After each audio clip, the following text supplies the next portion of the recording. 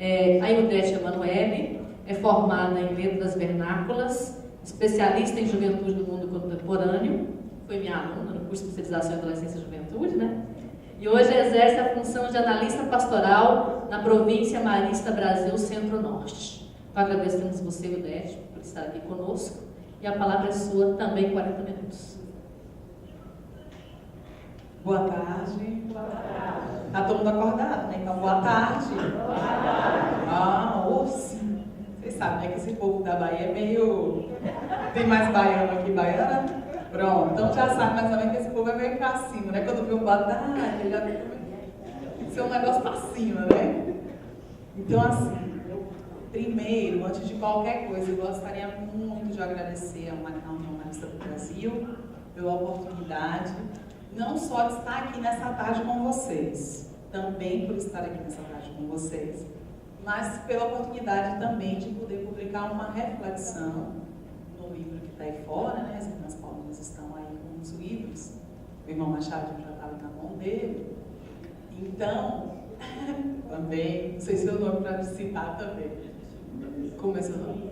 Luísa também já está ali na mão. E esse livro também vai chegar na mão de manhã, lá em Salvador, segunda-feira. E assim, quando ela pegar esse livro, que abriu lá, veio Ildete Emanuele, Ave Maria, amanhã vai ficar doidinho da vida. Então, eu recebi 2 exemplares, obrigada também, irmãs Paulinas, e um vai para amanhã. Amanhã vai ficar muito feliz, vai ficar orgulhosa da vida. E minha filha está demais. Quem diria? Quem diria? Então, assim, muito obrigada mesmo pela oportunidade. É um prazer enorme estar aqui com vocês nessa tarde. Rever os noviços, olha que beleza, uma oportunidade de rever vocês.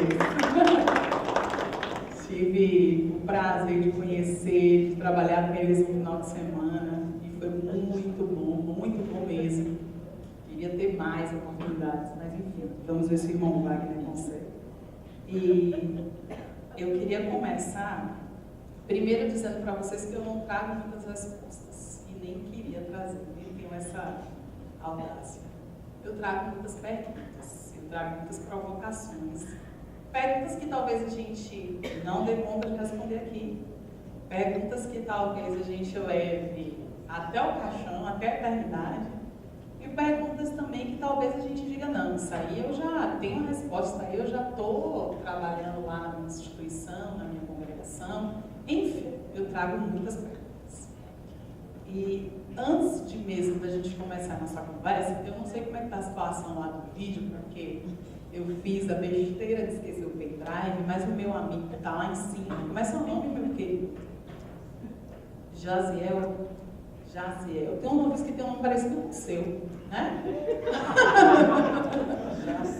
Jaziel. Ó, tá tudo pra sertanejo. Depois vocês veem aí, vocês sabem cantar? Sabe cantar? Mais ou menos, sabe cantar? Não. Ai, meu Deus. Então tá, um canta, outro dança.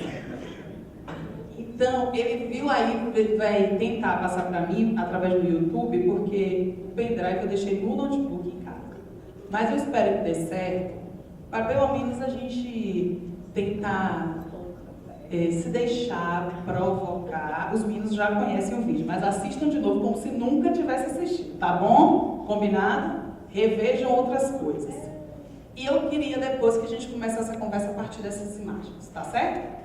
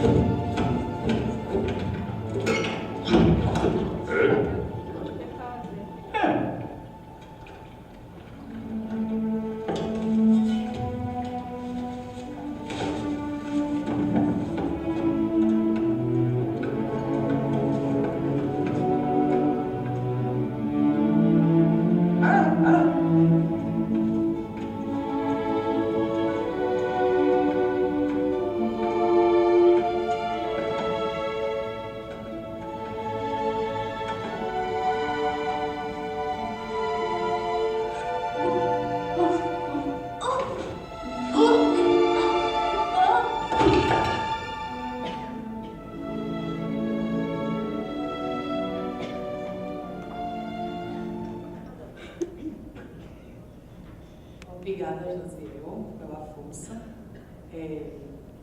Começar com esse vídeo, eu queria que vocês pudessem pegar, todo mundo tem papel e caneta. Eu meio que, tipo, estou com muita saudade da sala de aula, então, tipo, quando eu tenho uma oportunidade de, tipo, dar aula, entendeu? Então, eu queria que vocês anotassem 3 palavras que surgem no coração, na mente, com essa imagem que acabamos de ver aqui. Pensando em educação religiosa e juventudes.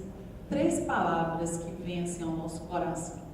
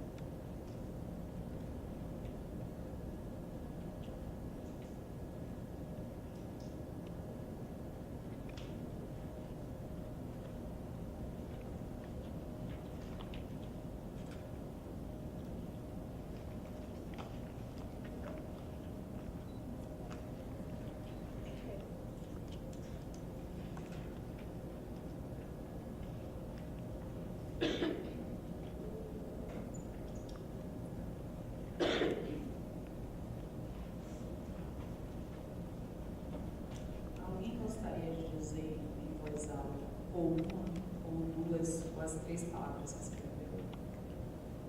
Sede de conhecimento, desgaste, aventura.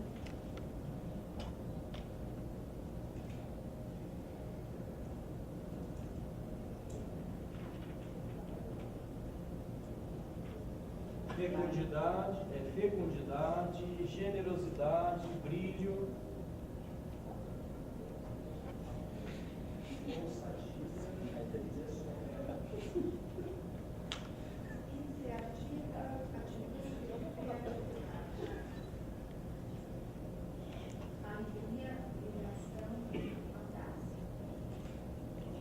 Compromisso, compreensão, desafio. Autonomia, emancipação. Respeito, testemunho e aprendizado contínuo. Expectativa, curiosidade e prática. Brilho da inovação dentro do desafio. O brilho da inovação dentro do desafio. Protagonismo. Aceitação e criatividade.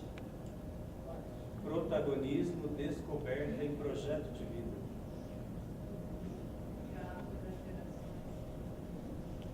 A tradição, ruptura e igualdade. Comunicação truncada, perplexidade e atitude.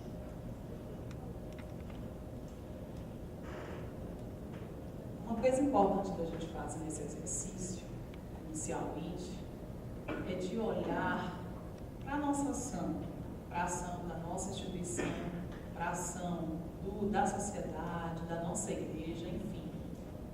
A educação que fazemos, que acreditamos, no que ela se parece nessas palavras que a gente traz a partir dessa imagem.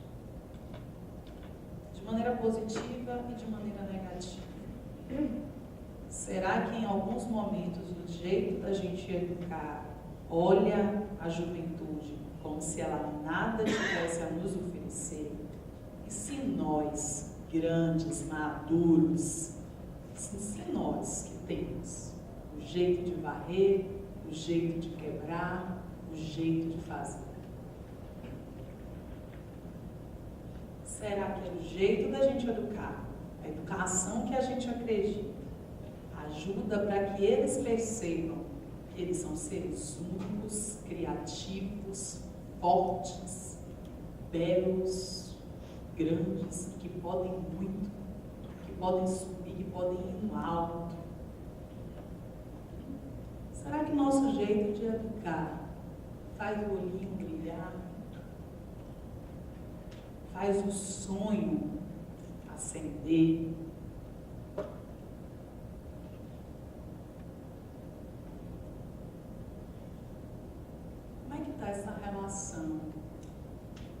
os mais velhos, os mais novos, os adultos, os jovens, os idosos. Cada um tem seu valor, né? Cada um tem sua contribuição.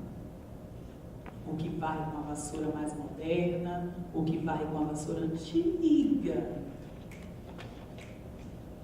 O que não varre, bota um robozinho para varrer. Cada um tem seu valor. São instrumentos diferentes. São jeitos de fazer diferenciados de acordo com sua época, com sua geração, com aquilo que você acredita também. Porque tem idosos que são muito bons no iPad, no iPod, no tablet.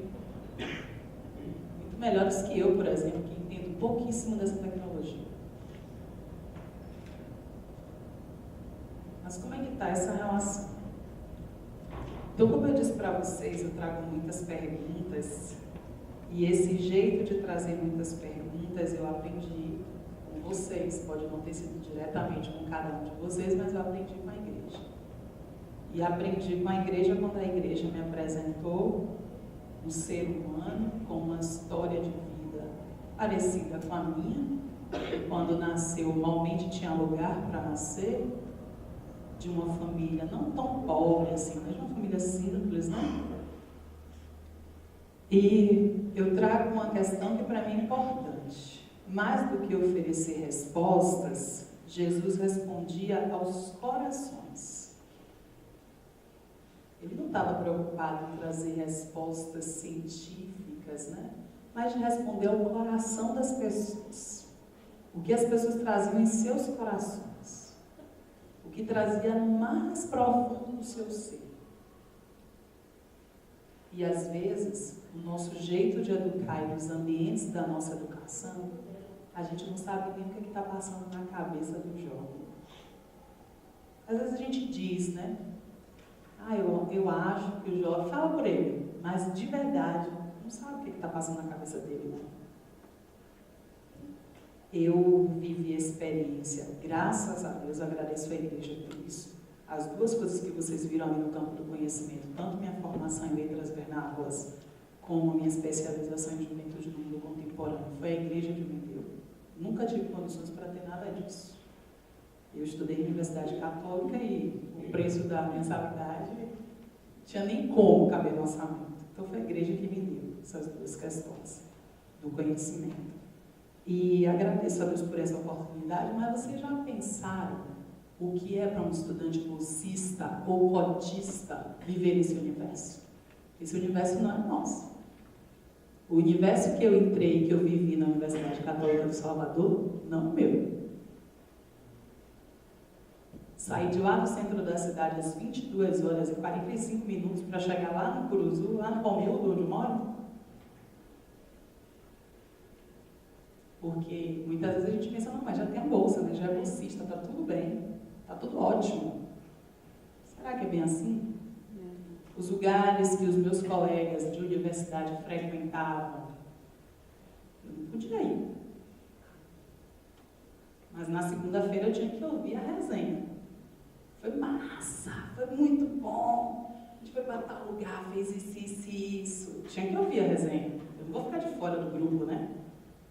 O padre falou, o padre José Maria falou que o jovem quer estar ali integrado, ele não quer estar fora do grupo, eu tinha que estar no grupo para ouvir como foi o final de semana de cada um e cada um.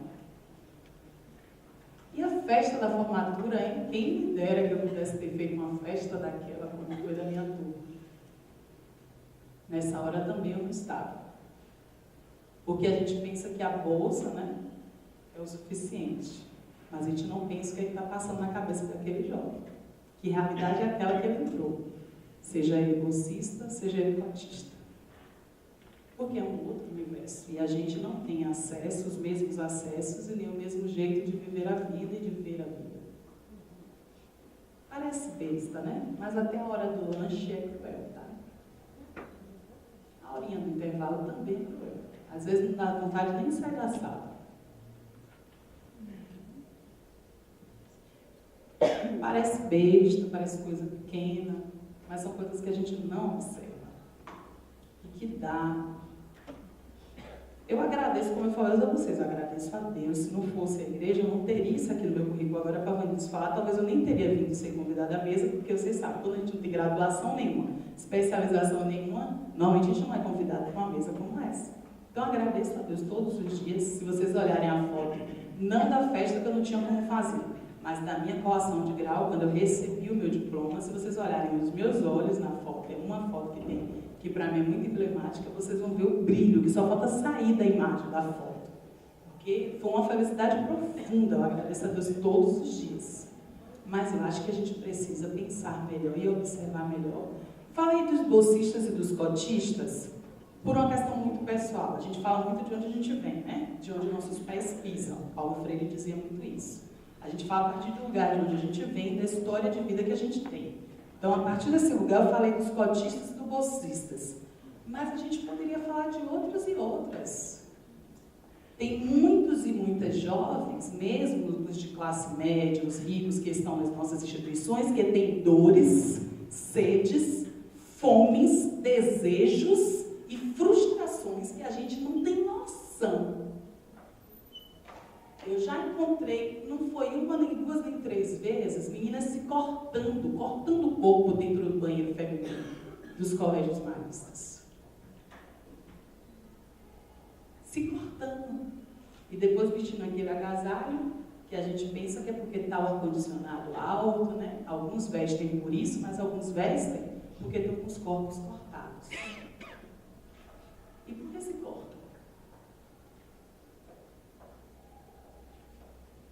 Porque choram tanto. Você faz um momentinho de oração, bota uma musiquinha, baixa a introdução, o violão fez... Por que choram tanto? Aí a gente trouxe aqui, né, elementos das pesquisas. Mas o jovem hoje está muito centrado na subjetividade, na noção. Tá, mas por que choram assim? Por que as risadas são tão altas, só faltam gritar? Por que é desse jeito? Por que riscam as cadeiras? Por que queimam as lixeiras? Por que quebram as cadeiras? Por que jogam o lixo no chão, mesmo se tiver uma lixeira ao lado? É só questão de educação doméstica? É só isso. Porque muitas vezes quando a gente vê uma cena dessa, né? É o pai e a mãe que não dão educação, a família que não dá educação, o menino sem educação. Só isso, pronto, acabou, responde. Se responde, se a gente está satisfeito com essa resposta, tudo bem, mas eu vim aqui para fazer mais perguntas. Se a gente está satisfeito com essa resposta, tudo bem. Foi a família que não educou, por isso que o menino está fazendo isso. Tudo bem. Uma vez eu discuti com umas coordenadoras pedagógicas e foi justamente isso que eu disse para elas. O menino queimou a lixeira, mas falaram, não, é porque isso é educação. Eu falei, essa resposta te contempla? Porque se te contempla, tudo bem. Se não te contemplar essa que você tem, eu tenho outras. Porque eu conheço um jovem, é um bolsista, mora no subúrbio ferroviário de Salvador, para chegar aqui ele leva 2 horas, para voltar mais 2. Deve sair de casa 4h30, 5 horas da manhã. A família não tem carro. Se você quiser mais provocações, eu posso trazer, porque eu conheço a história de vida dele, conheço ele e acompanho o projeto pessoal de vida dele. Então eu posso te dar mais elementos. Mas se você acha que ele é sem educação, que a família não educou, e só isso te basta, então pronto, acabou nossa conversa aqui. E a mesma coisa eu digo para a gente aqui hoje, nessa tarde. Se essa resposta basta, porque a família não educou, ótimo, passamos adiante, continuemos nosso caminho. Mas se essa resposta só não basta, porque eles se cortam, porque eles choram tanto, porque eles riem tão alto, porque eles jogam tanto lixo no chão. Gente, normalmente em todas as salas de aula tem lixeira. Por que quando chega 12h30, está cheio de lixo daquele jeito no chão? Tem aí de falta de educação, de falta de... Tem. Mas o que isso quer dizer? Esses meninos sabem quem é a pessoa que limpa? Sabe a história de vida da pessoa que limpa? Sabe quanto tempo a pessoa que limpa vai ter? De 12h30 até 13 horas? Para limpar todas as salas do corredor? Esse menino sabe? Essa menina sabe? Essa menina foi tocado. O coração dele foi tocado para saber por que ele não deve sujar a sala daquele jeito? Porque é muito fácil dizer, não joga lixo no chão não, menina, porque o lugar do lixo não me cheira. Isso te toca seu coração, te sensibiliza, te provoca a mudar. Só dizer isso. Porque a gente precisa pensar numa educação que provoque, que sensibilize, que mexa e remexa. E não é porque eu sou baiana, não. Qualquer lugar do mundo e do Brasil, a gente tem que pensar numa educação que mexa com esses meninos, que estabilize, que tira ele do lugar. Eles gostam muito de movimento. Vocês já viram o que esses meninos estão fazendo aí no hip hop, na capoeira, no samba, no funk? Eles gostam muito de movimento. Já viram o quadradinho de borboleta? Não, né? Então estão desatualizados. Tem que ver, ué. Tem que botar lá no YouTube o quadradinho de borboleta para pelo menos ver o que é. Não vão fazer não, mas pelo amor de Deus. Mas vejam o que é. O de 8 já viram, né? Também não? Mas pelo menos ver, tem que ver. Fazer não, pelo amor de Deus. Não vamos fazer não. Porque eu não sei se vocês não vão. Eu não dou conta de fazer nada aqui. Mas vamos ver. Vamos olhar o que esse povo está fazendo com o corpo. Porque isso diz muito. Às vezes a gente acha também que só uma resposta tipo, é vulgar, é sensual, só isso também basta, né? O funk, é vulgar, proibidão, é vulgar. O que quer dizer esse movimento com esse corpo, gente? Que desce, que sobe, que bota a perna pra cima, que faz um quadradinho, que faz não sei o que lá. O que é isso que quer dizer? Mas às vezes a gente, todo dentro dos nossos moralismos, e dos nossos preconceitos e das nossas verdades, olhamos isso apenas como uma cena vulgar e sensual e paramos de refletir e se deixar provocar por ele. Afinal de contas, somos os santos e as santas de Deus, né? Estamos todos centrados e basados nas nossas verdades e na nossa moral católica. Somos os melhores e as melhores. Então,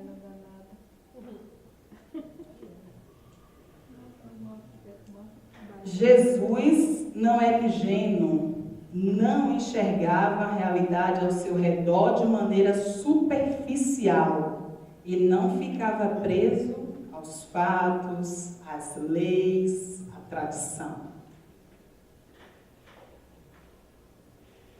Eu fico pensando que quando Jesus disse assim, vocês vão fazer coisas maiores, acho que ele estava viajando, porque a gente às vezes faz coisa muito menor que ele.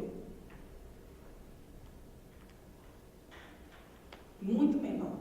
O cara que ia, se aproximava, samaritano, o que é que tem? Qual o problema? Eu estou com sede, vou me aproximar dela. É sábado.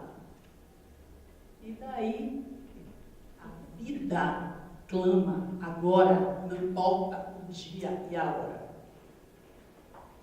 A lei é importante? É.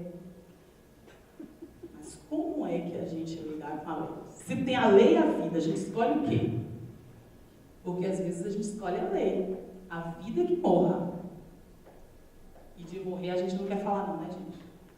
Porque de morrer já chega, né? Só na última década, 600 mil jovens mortos nesse país. A cada 10, 7 negros.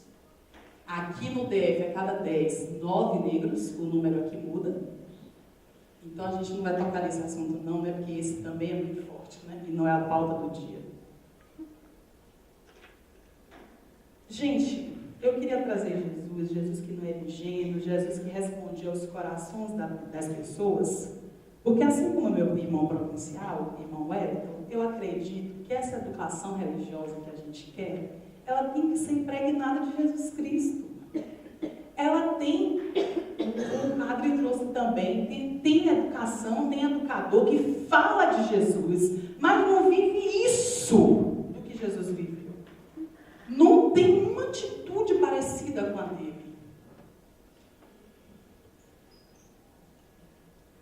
E Padre Zezinho já cantava, né? Como a música? Você vai pensamento, mas cadê a irmã que estava cantando já aí? Quem foi que cantou? Não cantou não, irmã? Que música que eu estava pensando, irmã? Tu não cantou não?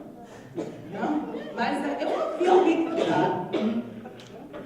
dia uma criança me parou, olhou-me nos meus olhos a sorrir, caneta e papel na sua mão, tarefa escolar para cumprir, e perguntou no meio de um sorriso o que é preciso para ser feliz.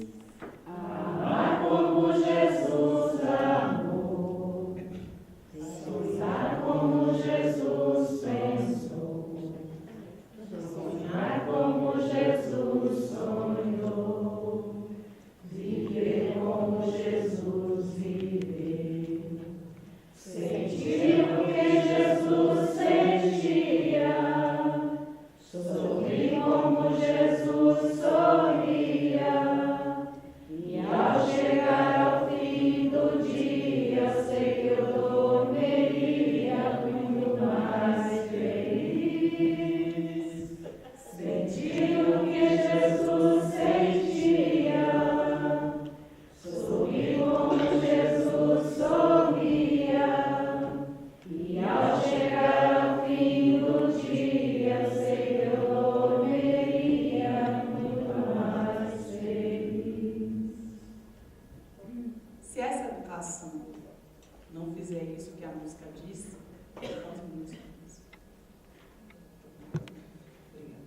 se essa educação que a gente acredita não fizer isso, aí não dá para chamar de educação cristã, nem educação religiosa, enfim. Não dá para chamar não, né? A gente chama só de educação. Pronto, tira o outro nome, para ser fiel, tira o outro, deixa só a educação, tá bom.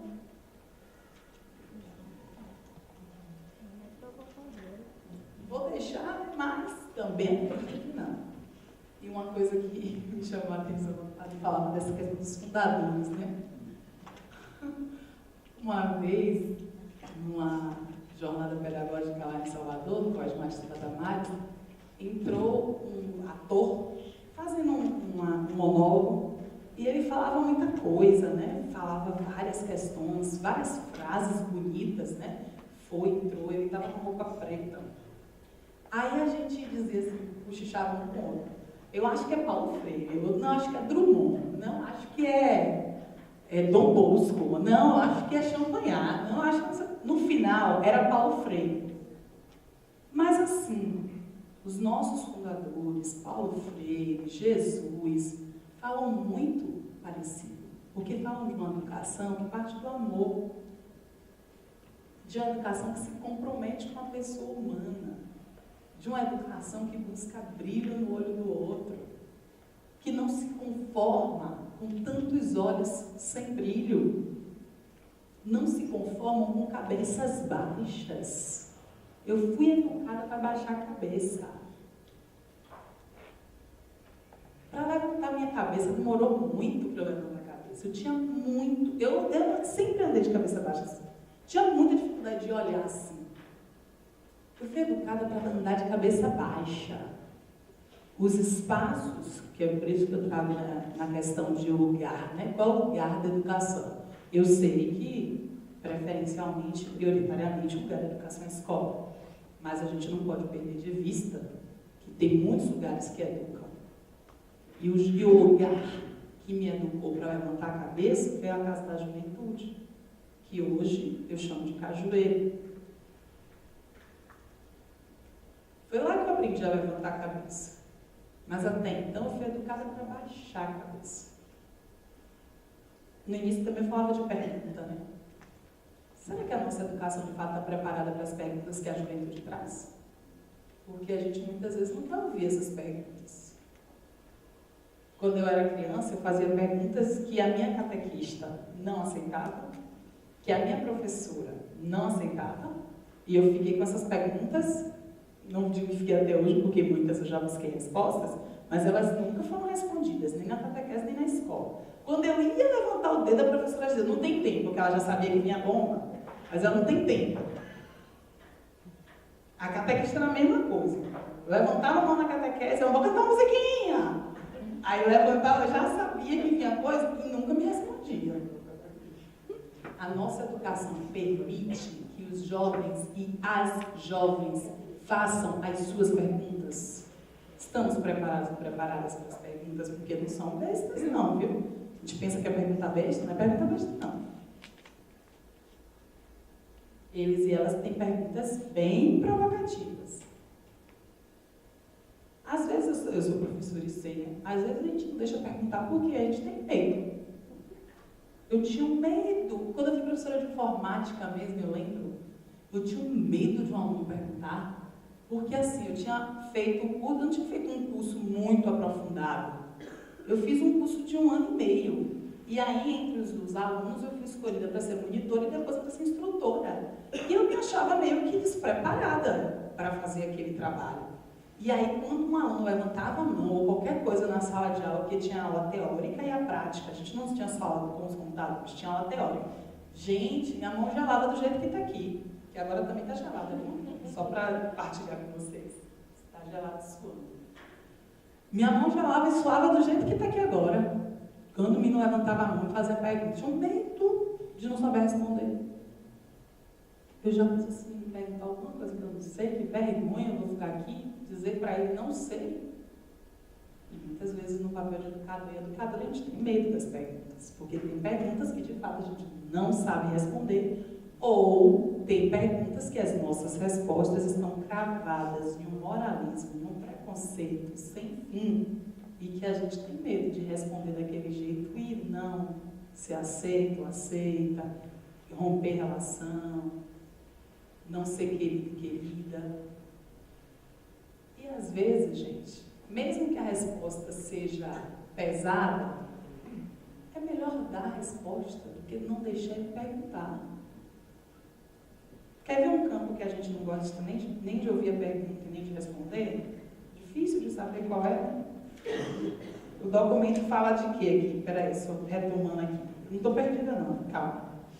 O documento fala assim: formar numa educação sexual positiva e prudente. Então vamos falar de educação sexual. A gente está aberto e aberta para ouvir as perguntas nesse campo. Estamos? Não precisa responder não. Pelo amor de Deus, não precisa responder não. Nesse campo da afetividade e da sexualidade, nesse campo eles têm muitas perguntas. Eles falam sobre isso muito. Eles têm muitas perguntas a nos fazer. E aí, vamos conversar sobre esse assunto? Ou passa? Ou esse passa ou repassa? E aí, vamos conversar sobre isso? Ou clica, vai para a próxima tela? Passa logo, esse não. Ui, passa logo, passa essa imagem, passa essa tela. No grupo de amigos, eles conversam muito sobre isso. E na igreja? E na escola católica? Dá para falar sobre isso? E não tem problema falar o que o Papa diz, o que está no documento. Não tem problema não, gente. Não é isso que a gente acredita? Não tem problema nenhum.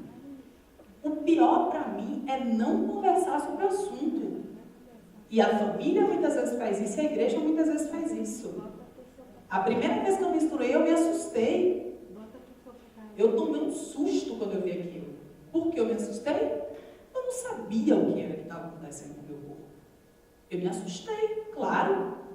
Você ver sangue numa parte daquela do corpo, é de se assustar. É ou não é, para quem não sabe o que é? É um susto. Eu me assustei. Aí quando eu vou falar para a mãe baixinho, ela grita: minha filha agora é mansa!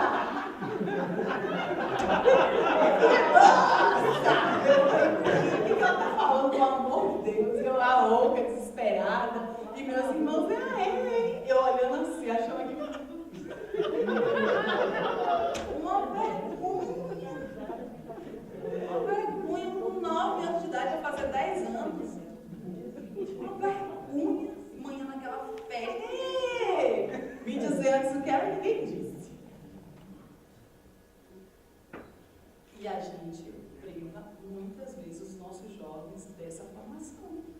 E a mesma coisa eu digo, gente, quando eu trazia o desafio, né?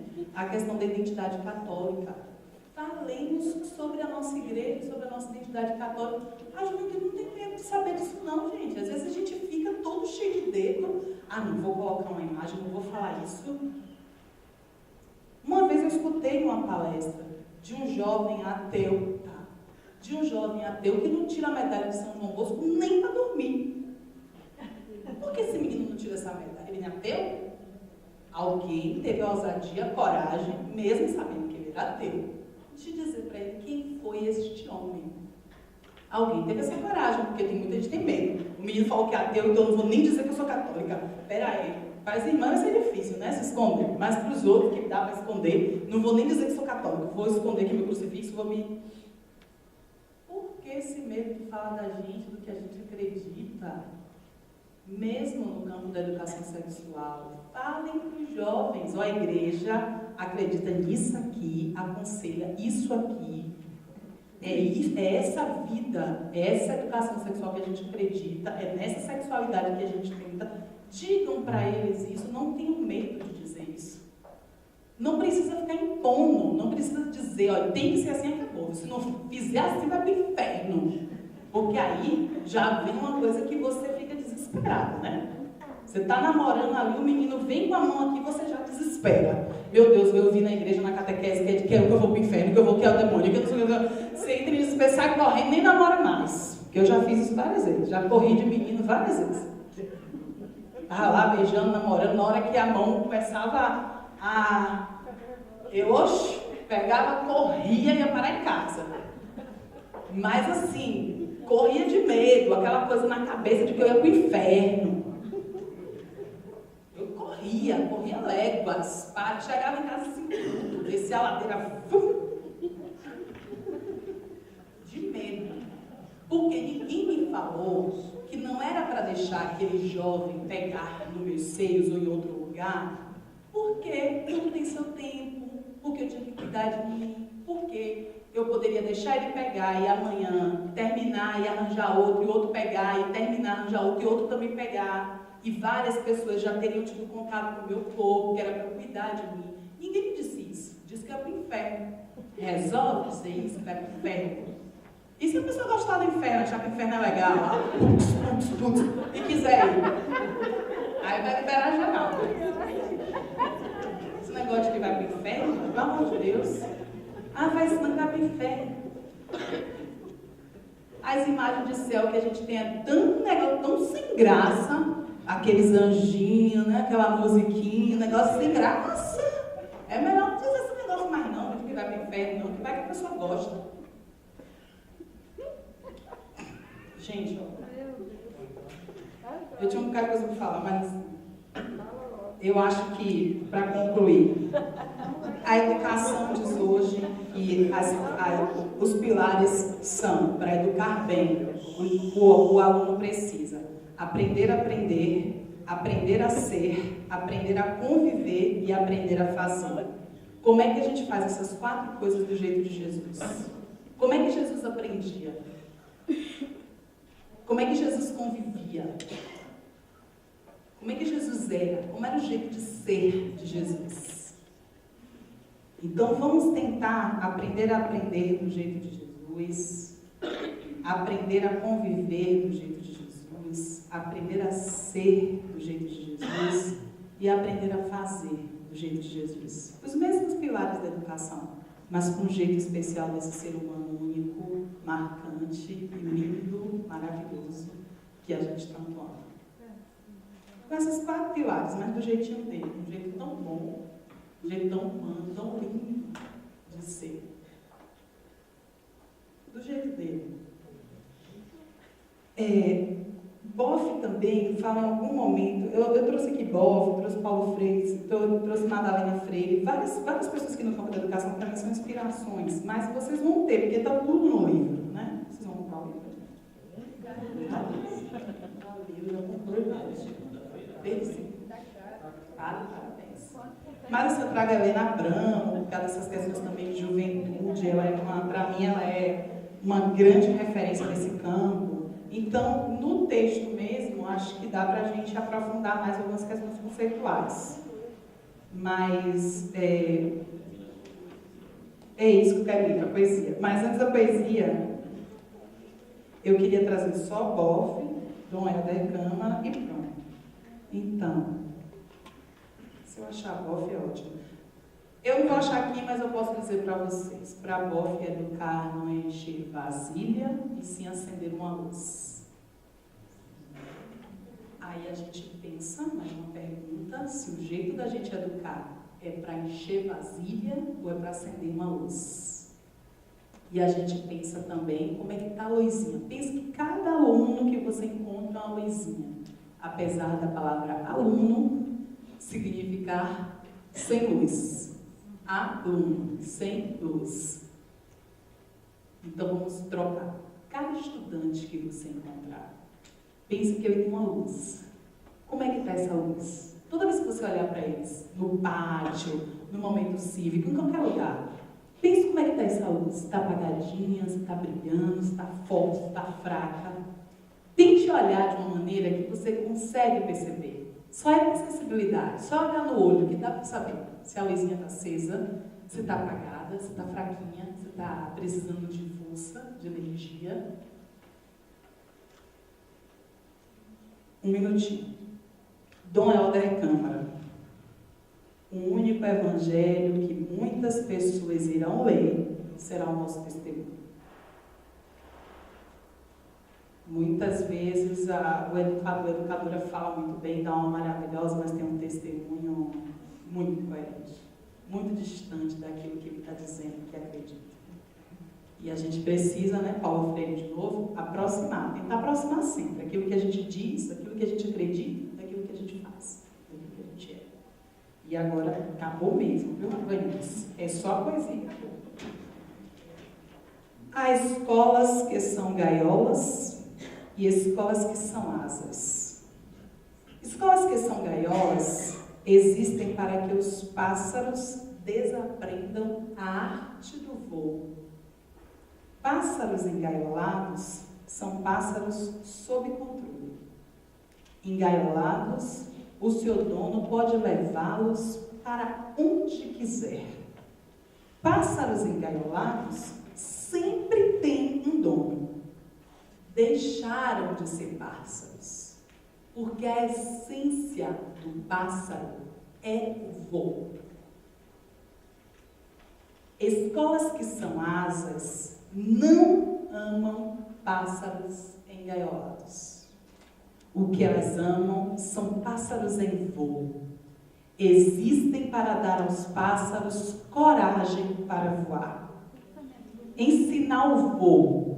Isso elas não podem fazer, porque o voo já nasce dentro dos pássaros. O voo, ele não pode ser ensinado, ele só pode ser encorajado. Obrigada, igreja, por encorajar o meu voo. Essa poesia de Rubem Alves, e muito obrigada por essa oportunidade.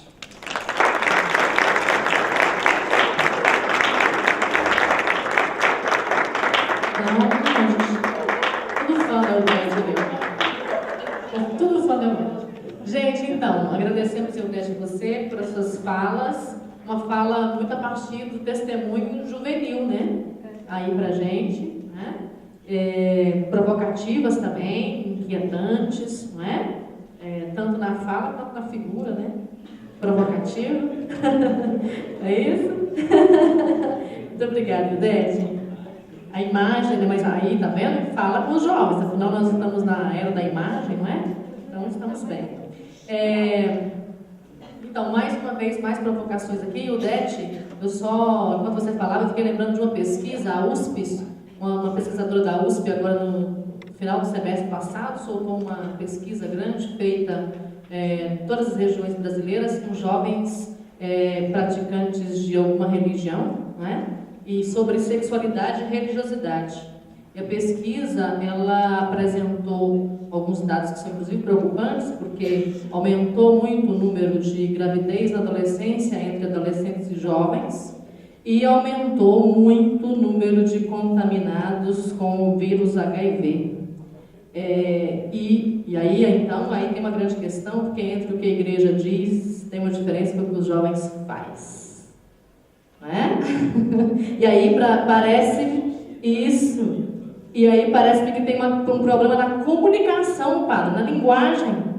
Uma questão com a linguagem aí, não é? A questão da educação, da comunicação, não é? Acho que são questões que nos colocam, quando a gente discute educação religiosa ou educação cristã, né? São questões que nos provocam, que nos fazem perguntar, né? Também, já que você trouxe a questão da religião, né? Outra coisa que me fez lembrar a sua conversa, e a conversa do Padre José também, foi a questão do Paulo Carrano. Ele tem uma discussão muito interessante, é um grande estudioso da juventude da Universidade Federal do Rio de Janeiro, e ele tem um texto dele, um livro sobre a questão das diferentes trajetórias juvenis. Os jovens fazem e vivem diferentes trajetórias. E essas trajetórias se encontram dentro das escolas. E dentro das escolas e universidades católicas. E a pergunta é, como é que nós lidamos numa educação, né? Como é que nós lidamos com as diferentes trajetórias que os jovens trazem? A gente conhece? Ou a gente se dispõe a conhecer? Não é? A gente se aproxima para poder dar conta de responder? Não é?